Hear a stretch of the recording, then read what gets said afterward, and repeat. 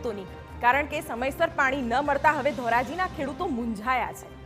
Bhadar dam ભરેલો છે, પણ સમસ્યા કેનાલોથી પાણીના વિતરણની છે। બીજી તરફ રાજકોટ જિલ્લાના જ જેતપુર આસપાસના જે વિસ્તારો છે ત્યાં પિયતનું પાણી બરાબર પહોંચી ગયું છે। એક જ જિલ્લાના બે વિસ્તારોમાં આટલી અસમાનતા કેમ? ચાલો જોઈએ।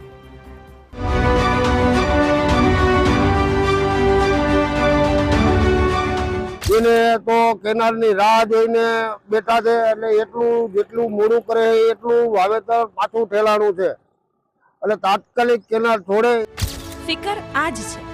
એક તો કુદરતી માર અને એ પછી પિયતના પાણી વિના લાચાર ખેડૂતો જાણી જોઈને ઊભી કરેલી આ અનિશ્ચિતતાથી ચિંતામાં છે। ઉત્પાદન ઓછું આવ્યું અને બજારમાં ભાવ પણ ઓછા મળ્યા। ઉપરથી જંતુનાશક દવાઓ અને મજૂરી ખર્ચ માથે પડ્યા। વીઘા દીઠ 7 થી 8 હજારનો ખર્ચ કર્યો। ઘઉં, ધાણા, જીરું, ચણા, ડુંગળી, એરંડા, તુવેર વાવ્યા અને પાણી વિના પાક સુકાઈ જશે તેવી ભીતિ છે।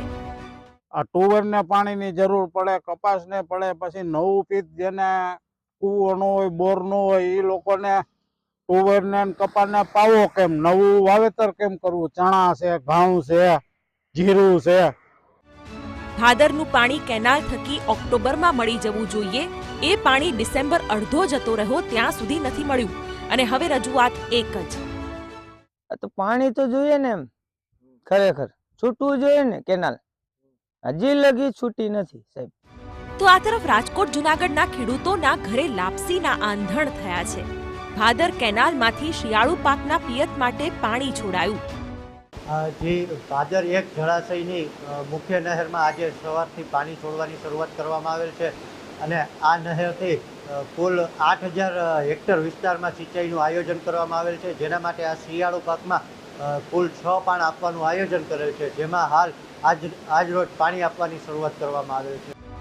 અહીં એક જ જિલ્લાના બે અલગ અલગ વિસ્તારોના ખેડૂતોના દ્રશ્યો એટલે બતાવવા પડે, કારણ કે ધોરાજીમાં જ્યાં સિંચાઈ ખાતાની અણઆવડતના કારણે ખેડૂતો હેરાન છે, કેનાલોની સફાઈમાં થયેલા વિલંબના કારણે ધોરાજીમાં ડિસેમ્બર સુધી પિયતના પાણીના ઠેકાણા નથી અને આ તરફ જેતપુર આસપાસના વિસ્તારોમાં પાણીની રેલમ છેલ છે। ત્યારે સવાલ એ છે કે 2000 MCFT પાણીનો જથ્થો સિંચાઈ માટે અનામત હોય છે। 34 ફૂટ પાણી ધરાવતા ભાદર ડેમમાં હાલ 33.60 ફૂટ તો પાણી છે। અત્યારની જો વાત કરીએ તો 6450 MCFT પાણીનો હયાત જથ્થો સિંચાઈ માટે અનામત છે। તો પછી ધોરાજીમાં પાક જત્તે પાણીએ સિંચાઈ વિના સુકાઈ કેમ રહ્યો છે? અને આ તરફ જેતપુર આસપાસના વિસ્તારો છે જે માંડ 30 કિલોમીટર દૂર છે, ત્યાં સુચારુ રીતે પાણી પહોંચ્યું છે। ત્યારે ધોરાજીને આ ફિકરમાંથી બહાર લવાય એ જરૂરી છે, બાકી ઉત્પાદન ખર્ચ તો ખેડૂતોને માથે પડશે જ, પણ વાવેલા પાક પણ બાતલ જશે। Bureau report, TV9।